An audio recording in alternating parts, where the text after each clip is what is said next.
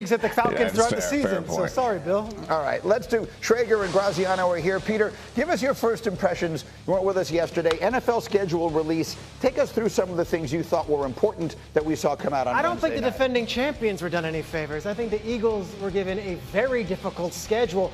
They had no back-to-back home games throughout the entire season. And look at those final 3 weeks. At Commanders, at Bills, Commanders. Wow. Now, you could say, hey, look, they're the Eagles. They should beat those teams.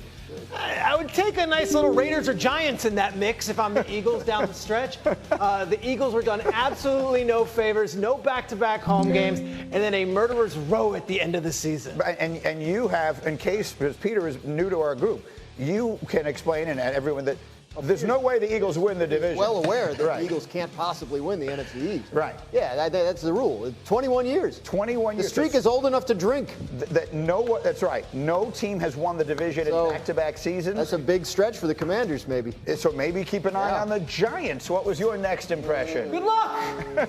Oh, my gosh. The hardest schedule in football, record-wise. And then if you look at these first 9 games, where's the win? 7 of these teams went to the playoffs. The other teams, the 49ers, who are a perennial football team, start the season at Commanders, at Cowboys. If you're a Giants fan, you're like, all right, finally a home opener. Who is it? Oh, it's Mahomes and the Chiefs on Sunday night. Yeah. We have all these celebrations about the Giants draft class. They might start the season off 0-9. So sorry, Giants. I'm sorry, it's tough. And then give us one more. One more. Bengals. If you're not going to start off the season well this year, it just may never happen for you. Every year the Bengals start off terribly out of the gates. This year they start off at the Browns, then they host the Jaguars, and they get J.J. McCarthy in their third game, which is not an easy game, but gosh, you got to have a win in these 3. Bengals, infamously under Zach Taylor, terrible in September. If this is not the year with Jaguars-Browns at the start of the season, it may never happen. They always struggle in Cleveland, though. Like, even when they're great, they struggle in Cleveland. And they lost to the Patriots in Week 1 last year. Like, there's nothing that stands in the way of a slow Bengals start. That would be a shocker. Well, stay in the division here in the AFC North. There's the Bengals are the second favorites to win it behind the Ravens. Baltimore has won it back-to-back seasons. The Steelers have the 3rd best odds. They've not won that division in 5 years. We know all there is to know about the Steelers, right? They never have a losing record. They make the playoffs, but don't ever really compete. Here was our favorite Steeler, Ryan Clark, yesterday on First Take, talking about his team and his coach. I believe Mike Tomlin should coach in another organization. Mike Tomlin should be a fresh voice somewhere else, because I believe, as great as a coach he is, and he's a first ballot Hall of Famer, I believe his voice has run stale there. I believe he's allowed that team to reach the highest of heights they're going to reach unless they can get a top-tier quarterback. So I'm trying to decipher what you're saying. He needs to go have his Andy Reid Kansas City run. I got you. So I like the analogy. Andy Reid, enormous success in Philadelphia, went to a Super Bowl, didn't win it. Obviously, Tomlin has won the Super Bowl in Pittsburgh, but then went and had this enormous second act. Dominique Foxworth, does it make sense? I mean, everyone would love to have an Andy Reid run, but, I mean, the obvious thing is sitting right there. The Patrick Mahomes of it is what really matters. Like, Andy Reid went out to Kansas City, and they were still very good, but they were a lot like his Eagles teams. Very, very good in the regular season, but couldn't quite get it done in the postseason. So I think the simple answer to Mike Tomlin moving to a new situation is he needs a quarterback. If that new situation includes a quarterback, by all means, go for it. Or if you can get a quarterback in Pittsburgh, I think that Mike Tomlin will be just fine there. So obviously we all respect what Ryan Clark said and what his insight might be in the Steelers organization, but there's no evidence that Mike Tomlin's message has gotten stale in Pittsburgh, at least not by the records that they put out based on the talent that we've seen.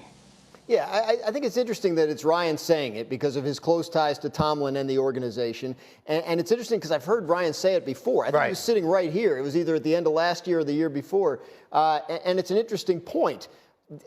But I agree with Dominique. I think the Steelers are getting as much, if not more, out of their rosters year after year as can be expected, given the quarterback situation and the overall talent level on the roster. So if his voice was running stale, Andy Reid went 4-12 in his last season in Philadelphia. Remember, it was the dream team year where they got all those guys in, and it fell completely apart.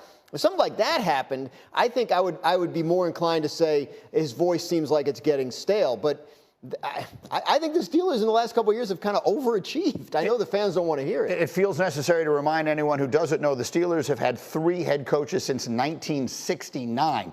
The Steelers since 1969 have had as many head coaches as the New York Jets have had since the beginning of last season. So that's how much stability there is in that organization. They don't change coaches frequently. You hear it from Steelers fans, though. Like, we're in the national media, and we always hear, like, you in the national media love Tomlin. You're all about, like, Tomlin can't win the big one. Steelers fans are like, he doesn't win. He doesn't win when it matters. So I see Ryan saying this, and to your point, Dan, like, this isn't coming from some talking. Ryan Clark is a beloved Steeler who is very close with Mike Tomlin. So I see that, and that's why this gets attention when you say the word stale. That said, he still is the loudest voice in the building. And if he were to leave Pittsburgh, and he would have to be fired, because I don't think it would be able to go contractually this way, there would be a line of probably 15 teams to hire. And guess what? There would be a line of not only 4 broadcast networks, but 11 streamers and whoever else the NFL commissioner is doing upfronts for to get him on a broadcast crew. So Tomlin would still be the #1 target in the offseason if he were to ever leave Pittsburgh. Yes, he's the best speaker of words of anyone I know. I always say I love the way he says words, regardless of what they are. So, Dominique, there's a quick final thought here on this. If Aaron Rodgers decides to come out of whatever hibernation he's currently in and play for the Steelers, would that be the solution to the quarterback question you're talking about? I don't think it solves the problem that they have there. They need a quarterback that they can rely on to have success and stay healthy. I'm not sure that Aaron Rodgers at this point in his career is that guy. And he's certainly not the long-term answer, even if he's able to give them just a little jolt for this coming season. So maybe they'll be a little bit better, but I don't think this is the prayers that Mike Tomlin may have for a quarterback. Aaron Rodgers isn't that answer. If Aaron Rodgers was that answer, there'd be more than one team interested in him.